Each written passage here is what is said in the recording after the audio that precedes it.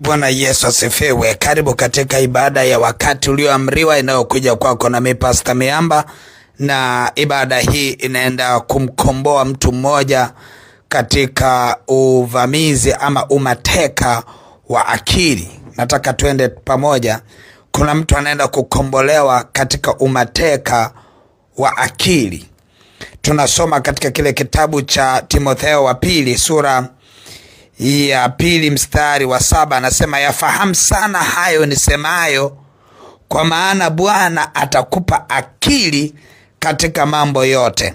Sasa tunajua ya kwamba ipo akili ya Bwana ndani ya mtu, ipo akili ya Mungu. Ukiachana na roho wa Mungu ndani, ukiachana na Roho Mtakatifu, ukiachana na roho ya mwanadamu, unasema nendeni kwa roho, lakini ipo akili ya Mungu, ipo akili ya Mungu ambayo ikikaa ndani ya mtu inamuongoza katika mawazo na fikra na maamuzi yaliyo sawasawa. Na ndio maana akili ikikamatwa, mtu anaanza kuwaza vibaya, unaona matendo mabaya, unaona fikra mbaya, unaona mienendo mibaya. Ndio wale watu wanajiuliza, hivi mme wangu akili yake ama imetekwa? Anaona akili yake imekaa pembeni, akili ya adui imeshikilia maisha ya mtu. Sasa nataka nende nikaombe kwako wewe ambaye uko kwenye mahusiano, nataka twende tukakomboe akili ya mwenza wako. Asilimia kubwa ya Mungu anasema na mtu mmoja ambaye anaye mwenza wake ambaye haelewi maisha yake. Anaona kama huyu mwenza wake akili yake kama imeibiwa. Nataka nikupe maelekezo kabla sienda kuomba, kwa sababu kuna ishara na miujiza zinaenda kutokea, na kuna namna ambapo utaenda kumuona mme wako ama mke wako ama mchumba wako akigeuzwa akili yake. Akili yake itakapogeuzwa iachane na ile akili ya giza, itaenda kuvishwa akili ya Mungu, ambayo Mungu ameisema katika neno lake ya kwamba Bwana ataenda kukupa akili. Kuna akili, anasema yafahamu sana nisemayo, kwa maana Bwana atakupa akili katika mambo yote. Kuna namna akili ya Bwana itaenda kuingia kwa mwenza wako. Nataka niombe na wewe ambaye unaona kabisa mwenza wako kama akili yake imevamiwa, kama akili yake imeshikiliwa, kama kuna mateka kwenye akili yake, ujue kabisa ya kwamba atafanya mambo ya aibu, atafanya maamuzi ya ajabu. Unajiuliza, hivi hii ni nini? Hii ni kwamba akili yake imechukuliwa, akili yake imetekwa.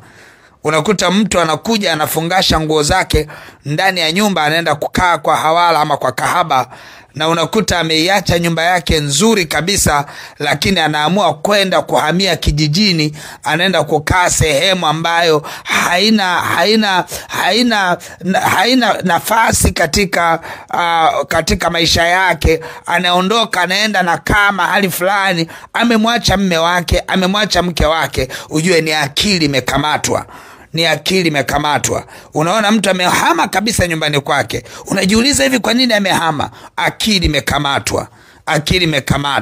Ikikamatwa akili, ujue hakuna kingine kinachoweza kufanyika tena hapo.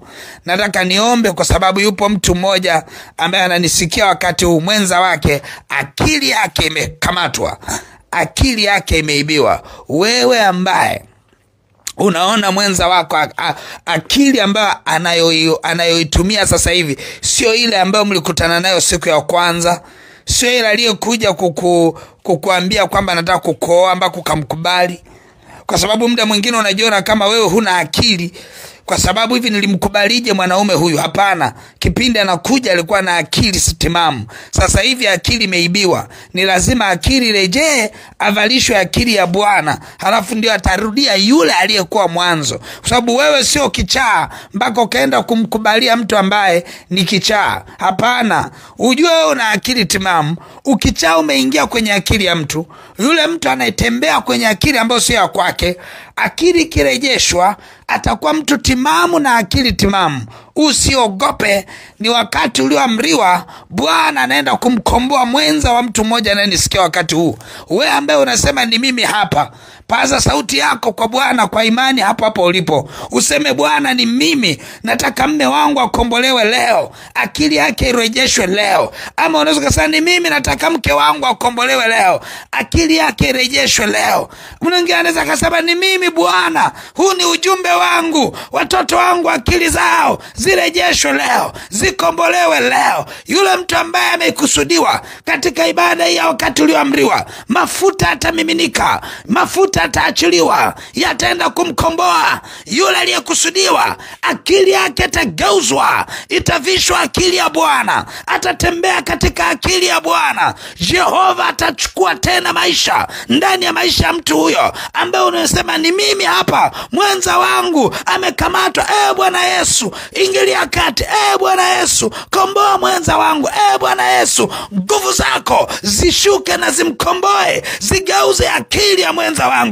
Mtu mwingine anaweza akasema, ni mimi, huu ujumbe ni wa kwangu, bosi wangu amekuwa haeleweki, akili yake anayoitumia anapokutana na mimi na kuniendesha, ananiendesha kwa akili ambayo kwa hali ya kawaida ile akili sio yake, ni akili ya umateka. Ninataka nikombolewe mimi kwa kumkomboa boss. Nataka nikuambie kitu kimoja, adui anaweza kukutesa kupitia mtu mwingine. Adui anaweza kukutesa kupitia mme wako ama mke wako. Adui anaweza kukutesa kupitia majirani zako. Adui anaweza kukutesa kupitia bosi wako. Adui anaweza kukutesa kupitia familia yako. Adui anaweza kukutesa kupitia watoto wako, wakavalishwa akili za mateso kinyume na wewe, ukajikuta maisha yao yamekuwa mwiba kwako.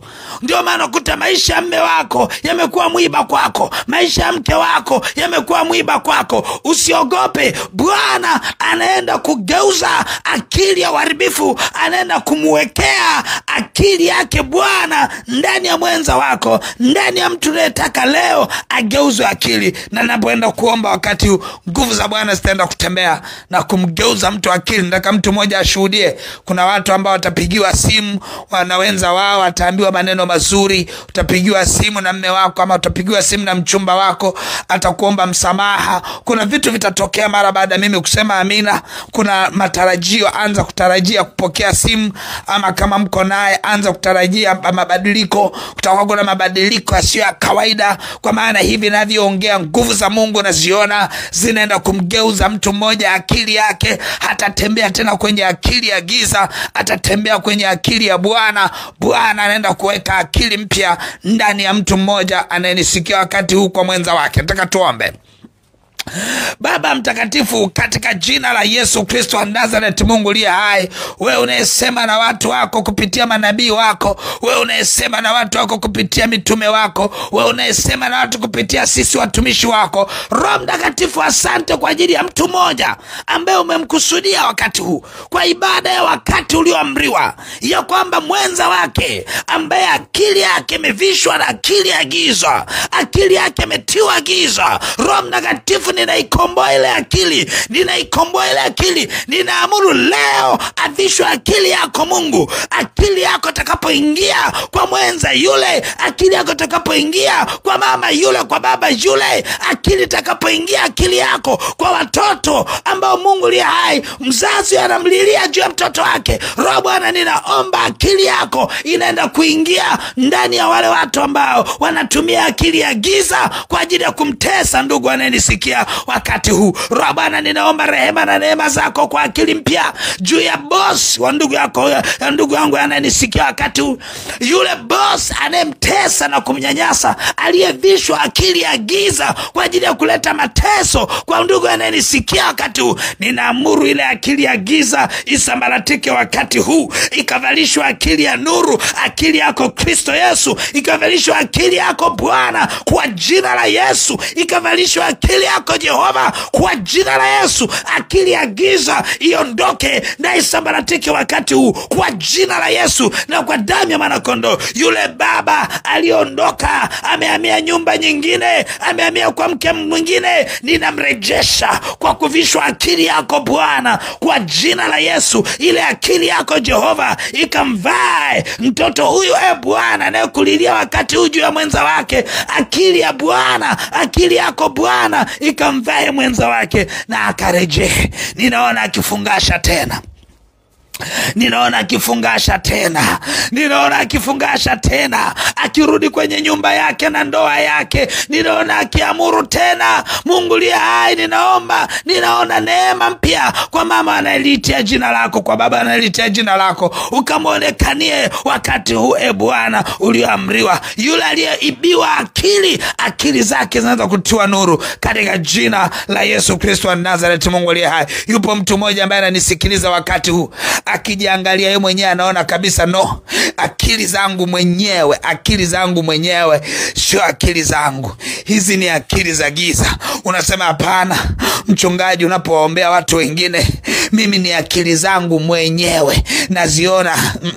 Sio akili zangu ninazozijua, hizi ni akili za giza. Shika kichwa chako, nataka niombe. Roho Mtakatifu, katika jina la Yesu na kwa damu ya mwana kondoo, unapoenda kukomboa akili ya ndugu aliyeshika kichwa chake, kutaka avishwe akili yako, Mungu liye hai, kwa maana ameyachunguza yote awazayo, ameyachunguza yote atafakariayo, ameona ni ubatili wa akili sio yake, ni ubatili wa akili iliyotiwa giza. Roho Bwana, ninaomba katika jina la Yesu ukamvisha akili yako, apate kuona neema, mawazo yake na fikra zake zikageuzwa na kufanywa upya kwa akili yako. Bwana, akaanze kuielekea neema, ile neema yako, mfalme wa amani, kwa jina la Yesu na kwa damu ya mwana kondoo. Akavishwa akili yako Jehova. Mtoto wako aliyeshika kichwa, mfungue katika jina la Yesu kwenye akili na mawazo yake, akawe huru leo kwa jina la Yesu na kwa damu ya mwana kondoo. Baba, asante kwa neema izidio sana na kibali chako na nguvu zako na ushindi wako. Sifa na heshima vyote ni vya kwako Jehova, ni katika jina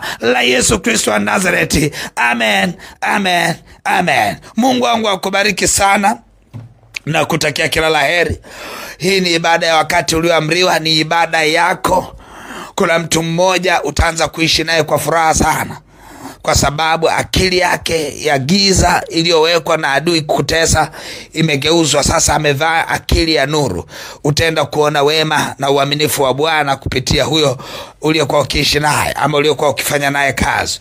Mungu wangu akubariki sana. Ninaona watoto wako akiovishwa akili mpya. Utakuja kushuhudia hapa. Nataka mtu mmoja aje ashuhudie ni nini Bwana ametenda kwenye ibada hii ya wakati ulioamriwa na maombi haya. Utashika sadaka yako njema kwa ajili ya maombi haya ya wakati ulioamriwa. Utaiachilia sadaka yako nzuri kwa Bwana. Utaiachilia katika ile lipa namba ya M-Pesa ambayo ni 57 78 760, au namba za mawasiliano 0713 84 21 23 au 0744982517. Mungu wangu akubariki na uwe na wakati mwema. Amen.